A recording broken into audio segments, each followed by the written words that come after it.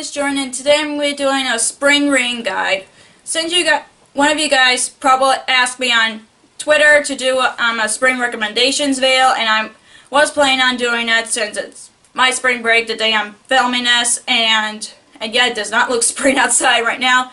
But I'm going to give you some book recommendations to read. I'm usually in the mood for any genres, but I'm doing specific genres for this video. I'm going to talk about contemporaries, retellings, and fantasy. So enough talking, now let's get started.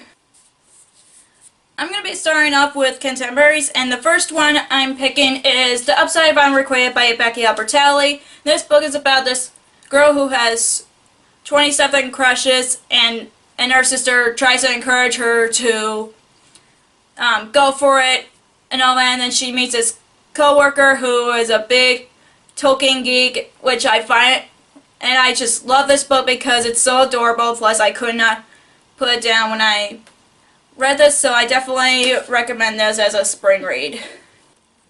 The next one contemporary I'm recommending is The Princess Diaries by Meg Cabot. It's about this girl who's a freshman in high school who finds out she's a princess of this country called Genovia, and of course some of you probably have seen the movies, and I actually have seen the movie before I read this, and I actually read this before in the past, so last year was a reread for me, but I still enjoy it. Just parts of me prefer the movie more, but I still enjoy the book overall, so this is also a good spring read as well.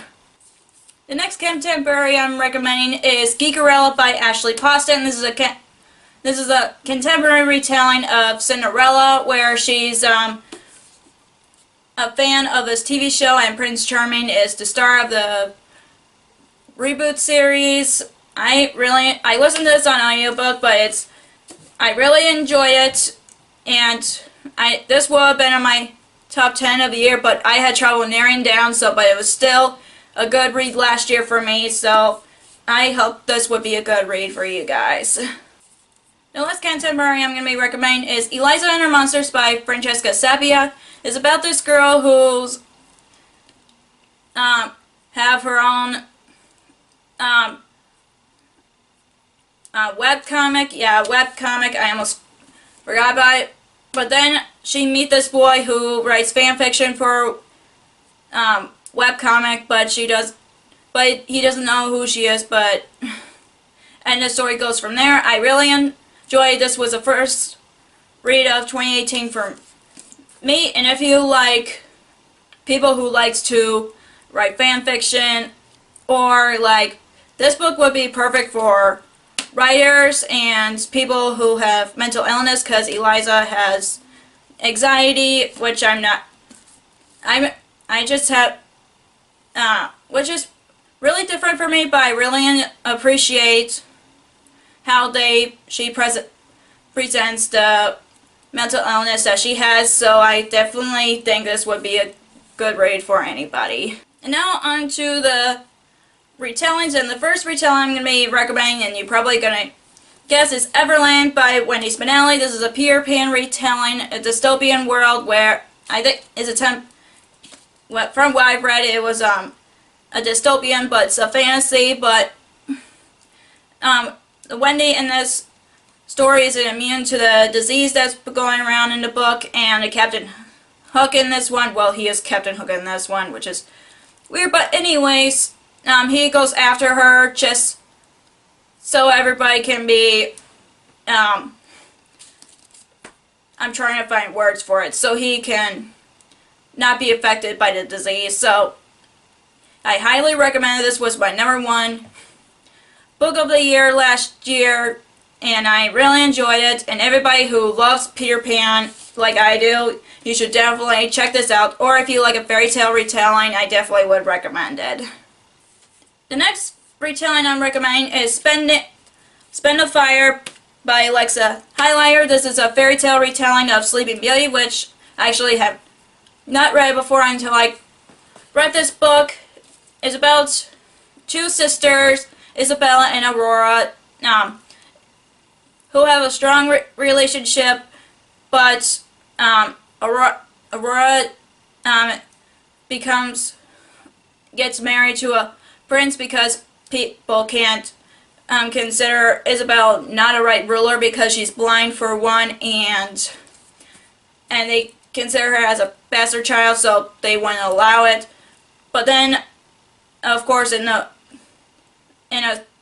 like original fairy tale Sleeping Beauty, she goes into deep sleep, and Isabel tries to find a prince to help her wake her up, and that's what it's all about. It was a 4-star read, but I still enjoy it, and I'm going to reread it this year so I can read Winter Glass, so I definitely recommend it if you love Sleeping Beauty. The last retelling I'm going to be recommending is Hunted by Megan Spooner. This is a Beauty and the Beast retelling, and I really enjoy it. This is another first read of 2018 for me, and of course, if you guys know me, I also love Beauty and the Beast, and this is one of my favorite books so far this year. So and from what I've read, it was like the original fairy tale, so if you love Beauty and the Beast, I definitely recommend it. And now I'm going to be recommending fantasy. And the first book I'm going to be recommending for fantasy is Frostblood by Ellie Blake. You guys are probably wondering, why are you recommending a book that has frost on it when it's spring? But I definitely think it would be a good spring read, because if you miss winter, that you would definitely read it. Plus, from what I've read, it's like Avatar: The Last Airbender, except it's opposite of it, because not opposite of it, but they have people who can master control different elements like ice and this one and fire, so I thought this would be a good read for that, and plus I really enjoy it, and I can't wait to read Nightblood after that. The next fantasy I'm recommending is Caraval by Stephanie Garber. It's about this girl who gets invited to Caraval by the master named Legend, and then her sister goes missing, and she goes find her sister after that. And I definitely think it will be a good read, because if you love mystery and fantasy, and you should definitely check this out, especially when Legendary is coming out this May, and that'll be a good opportunity for you guys to read Caraval before you read Legendary, because I want to read Legendary so bad because I love Caraval so much. The last book I'm going to be recommending to you guys is Daughter of the Pirate King by Tricia Levenseller. It's about this girl who is a daughter of a pirate king, obviously by the title, and she lets herself get captured by enemy pirates. I thought this would be a good spring read, because if you love going on the boats like cruise ships or go on a boat on the river, you would definitely love this book. Plus, if you love story about pirates, I definitely highly recommend this book, and this is also one of my favorites of the year so far. So that is all for my spring reading guide. If you enjoyed this video, give us a thumbs up and comment down below some of your spring recommendations for me, because I would love to hear it. And if you want to follow me on social media, I have Facebook under The Lost Reader, and I have Twitter and Instagram on LostReader19. Thank you so much for watching, and I'll see you in my next video. Bye!